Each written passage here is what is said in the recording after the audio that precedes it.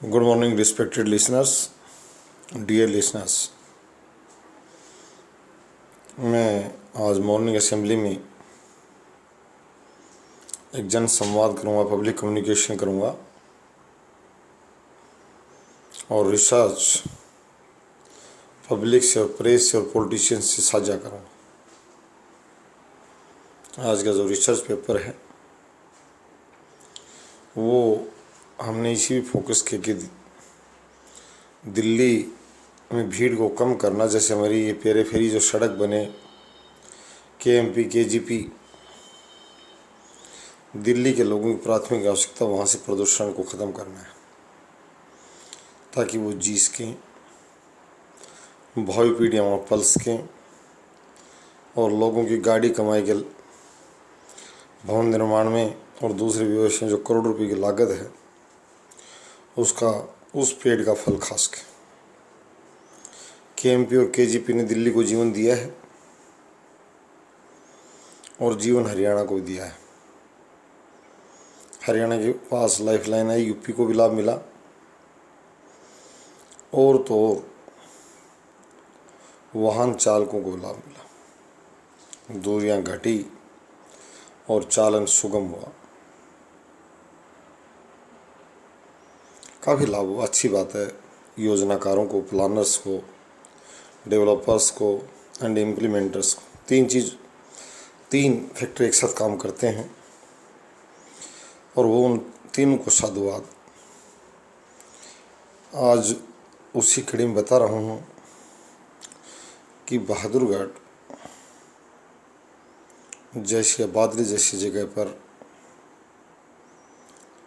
भारतीय प्रशासनिक सेवा की तैयारी करने का केंद्र विकसित करने पर मैं जोर दूंगा, क्योंकि शोध में सामने आया है दिल्ली में छात्रों की बड़ी संख्या 2 केंद्रों में अध्ययन को लेकर है। दिल्ली यूनिवर्सिटी से स्नातक और दूसरी उपाधियाँ प्राप्त करने के लिए और भारतीय प्रशासनिक सेवा में तैयारी करने के लिए लोग दूर दराज प्रदेशों से आते हैं, फार डिस्टेंट स्टेट्स। बहादुरगढ़ और दिल्ली में कोई ज़्यादा अंतर नहीं है। बादली और बहादुरगढ़ दिल्ली से एकदम सटे हुए क्षेत्र हैं और इधर से राजस्थान और हरियाणा और गुजरात, यानी अनेकों प्रदेशों के लोग जो हरियाणा के बहादुरगढ़ और इधर बादली से जो जंप करके दिल्ली में जाते हैं उनको रोका जाना बहुत आसान है।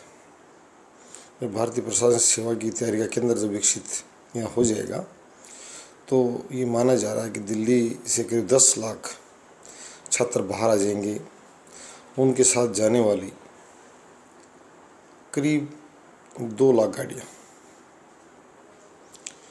काफ़ी बड़ी संख्या में दैनिक रूप से भी आती हैं या उनके आने और जाने में प्रयोग की जाती हैं और कुछ स्थान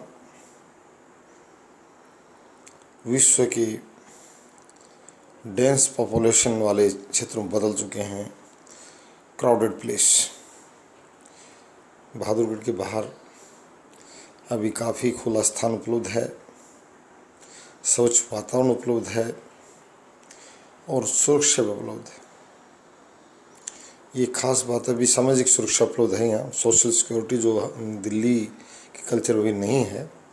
हरियाणा का बहादुरगढ़ चाहे और बादली चाहे दिल्ली के नज़दीक ही बैठा हो, परंतु अभी वहाँ सोशल सिक्योरिटी अवेलेबल है। एक तो मैं आज ये समाज से साझा करना चाहता हूँ। इधर रोड पर जाते बच्चे का कोई बाइक छीनने का प्रयास करता है, चैन छीनने का प्रयास करता है तो खड़ा बुजुर्ग भी उसकी तरफ लाठी फेंकेगा, इसमें कोई दो राय नहीं है, चोर की तरफ। और नौजवान अगर बाइक पर हैं तो दौड़ाकर चोर को उठा ही लेंगे, पुलिस बाद में आती रहे अपना काम निपटाने के लिए। तो यहाँ सामाजिक सुरक्षा का वातावरण भी है, ये बहुत बड़ी बात है। और हरियाणा सरकार से मैं शुरू से इस तरह प्रार्थना करता रहा हूँ कि अपने पुलिस बलों को कहें कि न्यायिक विवाद बाद में चलते नहीं, वाद विवाद चोर और उत्पीड़कों को भगने न दें। अगर उनको यदि हत्या भी नहीं की जाए तो कम से कम लुढ़का जरूर दिया जाए। इस चीज़ की चूक ना की जाए। जब दूर प्रदेशों या दूसरे प्रदेश से अपने प्रदेश का कहीं का अपराधी इधर जब आए तो ये ज़रूर करे पुलिस की, उनको लुढ़का ज़रूर दे, यानी गिरा दे, घायल ज़रूर कर दे ताकि वो दौड़ ना पाए। ये कोई ज़्यादा बड़ा अपराध नहीं है। अपराधी को भगने देना एक उससे भी बड़ा अपराध बनता है। तो ध्यान रखें, मैंने सामाजिक सुरक्षा के साथ साथ प्रशासनिक सुरक्षा, पुलिस सुरक्षा को भी हम चाक चौबंद करके दिखाना है ताकि लोग अपने बच्चों को यहाँ खुले मन से छोड़ सकें। और इसके लिए हरियाणा सरकार से मैं कहूँगा कि साथ दें। चैनल इस चीज़ के लिए तैयार है।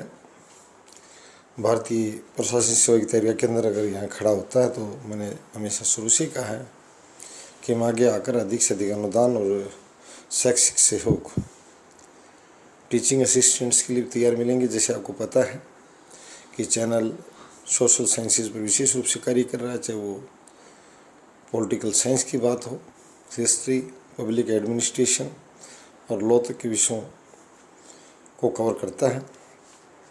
तो जब बायजूस या बाजीराव हो, उससे बेहतर सेवाएं हम यहाँ उपलब्ध कराने को तैयार हैं। अगर यहाँ संस्थान अगर शुरू होता है तो मैं ये आश्वस्त करता हूँ अभिभावकों को और स्टूडेंट्स को, बच्चों को भी, कि एक दौर बदलने वाला है। आजकल लोग 8वीं बाद अपने बच्चों को स्कूलिंग से बाहर निकाल के कोचिंग में उधर बुला रहे हैं। पहले हम भी सुनते थे, बच्चे थे जब, टीचरों के मुँह से कि हमारे यहाँ व्यवस्था सुधार मांग रही है। रूस के बच्चे को, अमेरिका के बच्चे को 8वीं के बाद पूछ लिया जाता है तेरे को क्या करना है। अब हमारे वाले पूछ रहे हैं, घबराइए मत। 8 तक बच्चा खेलने कूदना, लिखना, बोलना सीखता है। उसके बाद में उसके करियर काउंसलिंग शुरू हो जाती है कि बेटा IIT में जाएगा या MD करके बड़ा डॉक्टर बनेगा या पॉलिटिशियन बनेगा या प्रबंध शास्त्री बनेगा या भारतीय प्रशासक बनेगा। 8वीं बाद बच्चों ने अपनी लाइन चुन ली है। जागरूक अभिभावक और बदलता परिवेश उधर आ चुका है।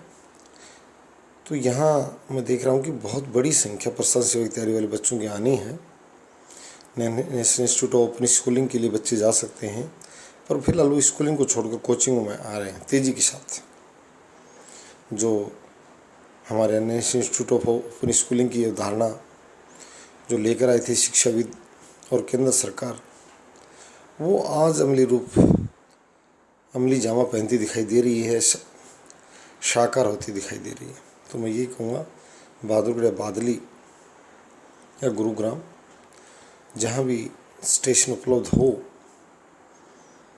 या सोनीपत, फरीदाबाद, किसी भी स्थान पर आसानी से भूमि उपलब्ध हो। और आगे आने के लिए मैं यहाँ की स्थानीय सांसदों से कहूँगा कि सोनीपत सांसद, रोहतक सांसद, गुरुग्राम सांसद और फरीदाबाद सांसद जो इसमें आगे पहल करेगा, जो अपना चेहरा नुकीला करके दिखाएगा कि मैं आपका सहयोग करने को तैयार हूँ, 2 कदम हम उसी लोकेशन को चुनेंगे। जनता को बता देते हैं, क्योंकि संस्थान से वहाँ की स्थानीय जनता को बदलाव होना है।